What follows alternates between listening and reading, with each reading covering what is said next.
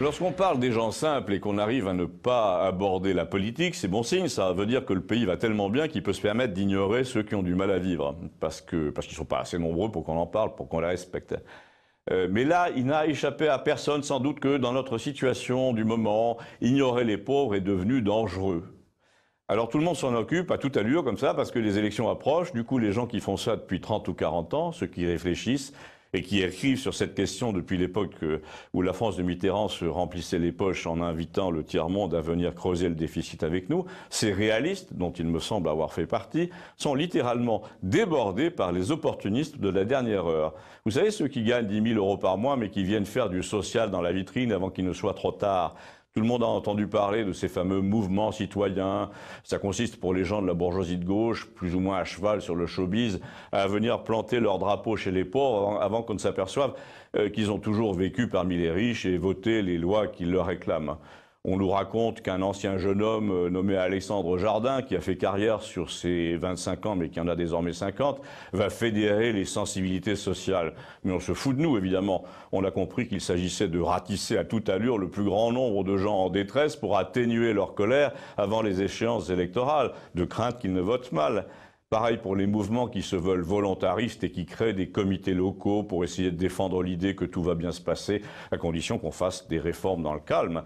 Dans le calme traduisé d'une façon qui maintiendra les privilèges dont j'ai toujours joui, moi qui fréquente la crème du socialisme profiteur depuis l'âge de 18 ans.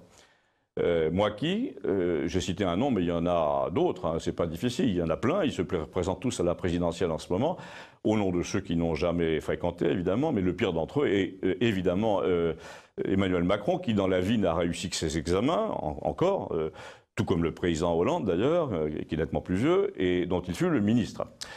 Les équipes de campagne de Macron non seulement ramassent l'argent par vacances entiers en ce moment, on ne sait pas où, mais elles le dépensent en communication pour donner l'illusion qu'elles s'occupent des Français de base. Vous vous demandiez en quoi ça concerne la France de Campagnol, eh bien nous y sommes. Ils essayent de couvrir sa voix, tout simplement. Ils essayent d'inventer un autre peuple que le nôtre. Un reportage récent a clairement montré que leur premier clip de campagne se sert exclusivement de gens modestes ramassés aux États-Unis. Vous pouvez vérifier ça sur YouTube. Oui, dans le clip censé présenter le mouvement En Marche, ces paysans qui rentrent des champs, ces écoliers, ces employés de bureau qui se succèdent dans un fondu enchaîné façon pub Coca-Cola, ce peuple français soi-disant prêt à voter Macron, c'est de l'américain pur. Ce sont des visages ramassés dans l'Arizona ou à Philadelphie, comme ça sur catalogue. L'un d'eux a même servi pour la campagne électorale américaine de Bernie Sanders. C'est un aveu, ça veut dire que même pour faire un clip de 2 minutes, l'équipe Macron est incapable d'aller rencontrer de vrais Français, elle les préfère génériques, sans marque, comme les produits de supermarché. Pour un peuple entier, la marque distributeur, c'est quand même la honte.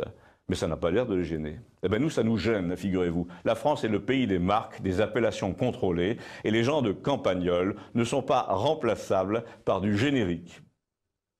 J'espère que vous êtes d'accord, et vous pouvez me l'écrire. Merci.